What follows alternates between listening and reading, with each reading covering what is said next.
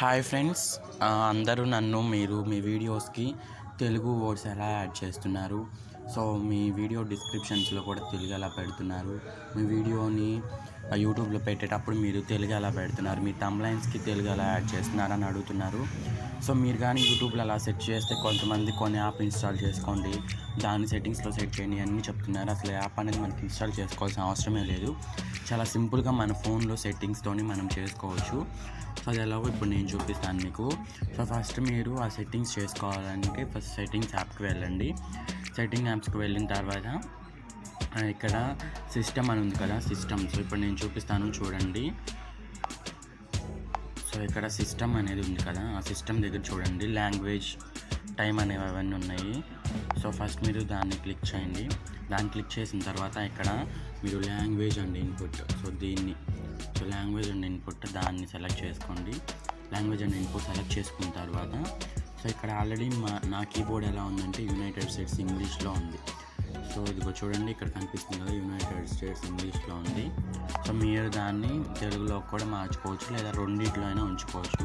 So ఇప్పుడు చూడండి, దాన్ని ప్రెస్ చేసిన తర్వాత ఇక్కడ చూడండి మీకు యాడ్ ఏ లాంగ్వేజ్ అని వచ్చింది. So already United state English మనకి ఈ ఫోన్లో ఉండిపోతుంది.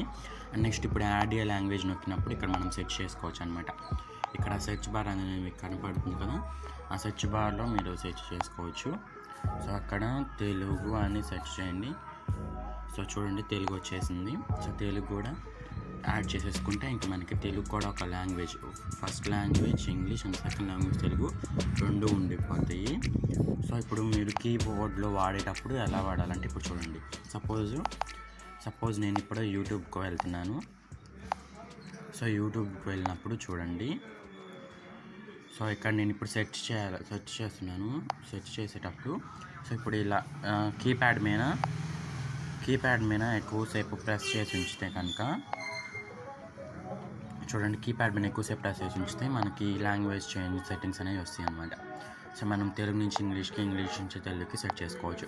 ఇప్పుడు సపోజ్ ఇంగ్లీష్లో ఉందనుకోండి, సెట్ చేసేటప్పుడు ఇంగ్లీష్ వర్డ్స్ కొట్టాడంటే ఇంగ్లీష్ గ్రామర్ అని నొక్కండి సపోజ్. సో అలా ఇంగ్లీష్లో వచ్చేసింది. ఇప్పుడు సపోజ్ అదే తెలుగులో చూద్దాము. సో తెలుగులో తెలుగు గ్రామర్, సో చూడండి అలా తెలుగులో కూడా వచ్చేసింది. సో మీకు ఎలా కావాలంటే అలాగా, ఇంకా మీరు ఇష్టం వచ్చినట్టు